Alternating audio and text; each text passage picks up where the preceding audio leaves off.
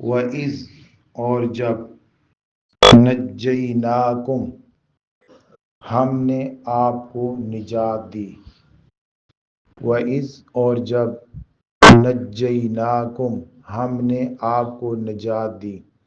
یہاں سے اللہ رب العزت نے بنی اسرائیل پر جو انعام فرمائے ان کا ذکر فرمایا ہے۔ یہ پہلا انعام وَإِذْ نَجَّيْنَاكُمْ اور جب ہم نے آپ کو نجات دی من آل فرعون آل فرعون سے۔ فرعون مصر کے بادشاہ کا لقب ہوتا تھا اور یہ کئی خاندان تھے جنہوں نے مصر پر حکومت کی۔ اس میں سے 32 خاندانوں کی تاریخ ملتی ہے، اور جس فرعون کا یہ ذکر آ رہا ہے یہ فرعون کا 19واں نمبر تھا، 19ویں نمبر کا یہ بادشاہ تھا۔ اور جس فرعون کا قرآن مجید میں حضرت موسیٰ علیہ السلام کے مقابلے میں ذکر ہے، یہ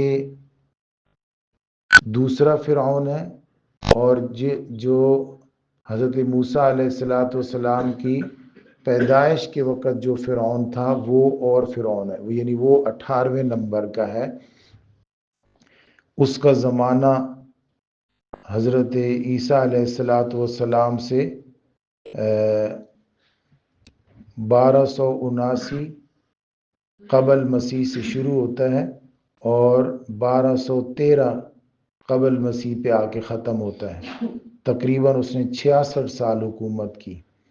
وہ یعنی حضرت موسیٰ علیہ السلام کی پرورش کر رہا تھا۔ حضرت موسیٰ علیہ السلام نے اس کے محل میں پرورش پائی، سورۃ القصص میں اس کا ذکر ہے۔ اور حضرت موسیٰ علیہ السلام نے جب مکہ مارا اور وہ بندہ مر گیا تو اس وقت جو فیصلہ ہوا تھا موسیٰ علیہ السلام کے بارے میں وہ یہی فرعون تھا، رامسس اس کا نام تھا، رامسس۔ فرعون تو بادشاہ جیسے یہاں وزیر اعظم ہے تو وہاں پہ مصر کے بادشاہ کو فرعون کہا جاتا تھا۔ اس کا نام جو ہے وہ رامسس تھا، اور اس کے دور حکومت حضرت عیسیٰ علیہ السلام سے 1279 سال پہلے سے شروع ہوتا ہے اور 1213 سال جو ہے وہ پہلے جا کے ختم ہو سکتا، 66 سال اس نے حکومت کی ہے۔ حضرت موسیٰ علیہ السلام کا مقابلہ جس فرعون سے ہوا جب واپس مدین سے تشریف لائے، تو اس وقت جو فرعون تھا وہ فرعون تھا جو موسیٰ علیہ السلام کے ساتھ بڑا ہوا تھا محل میں۔ حضرت موسیٰ علیہ السلام کے ساتھ ہی جس نے پرورش پائی اور بڑا ہوا، تربیت ہوئی، اس کا نام منفتاح تھا، منفتاح دوم۔ یہ رامسس کا بیٹا ہی تھا، اور منفتاح دوم یہ رامسس سے کمزور بادشاہ تھا۔ رامسس بہت طاقتور بادشاہ تھا، بہت اس کی فوج بھی مضبوط تھی اور خود بھی یہ مضبوط فیصلے کرتا تھا، اور اس کی پکڑ یا اس کی حکومت اپنے علاقے میں بہترین یا سخت تھی۔ یہ الگ بات ہے کہ یہ اپنے آپ کو سورج کا ثانی یا سورج کا پرتو سمجھ کے لوگوں کو کہتا کہ میں انا ربکم الاعلی، اور یہ جو اس کا بیٹا تھا یہ بھی اسی طریقے سے انا ربکم الاعلی کہتا، لیکن یہ اپنے باپ سے کمزور بادشاہ تھا۔ اس کا دور حکومت صرف 10 سال رہا ہے۔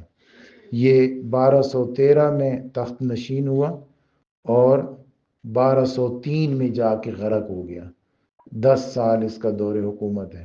حضرت موسیٰ علیہ السلام اس کے دور میں واپس آئے تھے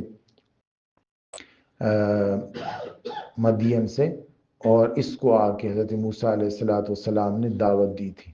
ظالم یہ بھی بہت تھا، اور اس نے جو ظلم کیے وہ اپنے باپ کے جو ظلم تھے اس کا تسلسل اس نے بھی قائم رکھا۔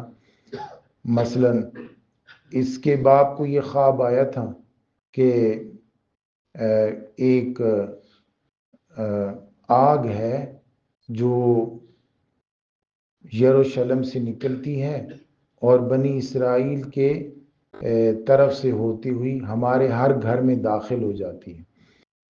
اس طرح کا خواب اس نے اپنے کاہنوں، نجومیوں یا تعبیر کرنے والوں کو بتایا، تو انہوں نے بتایا کہ بنی اسرائیل کے ہاں ایک بچہ پیدا ہوگا جو تیری حکومت کو تہس نہس کر دے گا۔ اب اس نے یہ حکم جاری کر دیا کہ جو بھی بچہ بنی اسرائیل میں پیدا ہوگا اس کو قتل کر دیا جائے۔ تو یہ اس کے خرکارے یا اس کے فوجی گھومتے رہتے بنی اسرائیل کے محلوں میں، گھروں میں، ادھر ادھر، اور جہاں پہ انہیں پتہ چلتا کہ یہاں کسی بچے کی پیدائش ہوئی ہے اس کو قتل کر دیتے تھے۔ یہ بنی اسرائیل کے لیے بہت تکلیف دہ بات تھی۔ یسومونکم، وہ مبتلا کرتے تھے تمہیں، سوء العذاب، برے عذاب میں، تکلیف دہ عذاب میں۔ وہ کیا ہے؟ یذبحون، وہ ذبح کرتے تھے، ابناءکم، تمہارے بیٹوں کو۔ یذبحون، وہ ذبح کرتے تھے، ابناءکم، تمہارے بیٹوں کو۔ ویستحیون، اور وہ زندہ رہنے دیتے تھے، نساءکم، تمہاری عورتوں کو۔ یعنی اصل میں تو یہاں پہ لفظ بیٹیاں ہیں، لیکن ان بیٹیوں کو عورتیں بنانے کے لیے چھوڑ دیتے، اس لیے جو ہے وہ بناتکم کے بجائے نساءکم کا لفظ استعمال فرمایا۔ وَيَسْتَحْيُونَ نِسَاءَكُمْ وَفِي ذَلِكُمْ، اور اس میں بلاء، بہت بڑی آزمائش، من ربکم، تمہارے رب کی طرف سے ہے۔ یعنی بڑی آزمائش ہے کہ سارے لڑکے ختم ہو جائیں اور لڑکیاں زندہ رہ جائیں۔ پھر انہیں خیال آیا کہ یہ تو لڑکے اس طرح رہیں گے نہیں تو ہمارے کام گھروں کے کون کرے گا۔ تو دوبارہ قبطیوں نے، فرعون کے جو خاندان تھا یا قوم تھی اس کو قبط کہتے، تو قبطیوں نے دوبارہ اس کو، رامسس کو، یہ کہا کہ یہ تو مشکل ہو جائے گا، لڑکے ہوں گے نہیں تو کام کیسے چلے گا، تو غلام ہوں گے نہیں تو زندگی کیسے چلے گی۔ تو رامسس نے پھر اس طرح کیا کہ 1 سال قتل کروانا شروع کر دیا اور 1 سال چھوڑنا شروع کر دیا، تاکہ بنی اسرائیل کی نسل کشی بھی ہوتی رہے اور ہمارے غلام بھی ہوتے رہیں۔ یہ بنی اسرائیل کے لیے ایک بہت بڑا عذاب تھا۔ اللہ رب العزت بنی اسرائیل کو ہدایت دے اور انہیں آج جو ان کے ساتھ بیتی وہ اہل غزہ کے ساتھ کر رہے ہیں، اللہ رب العزت انہیں اس سے اجتناب کی توفیق عطا فرمائے۔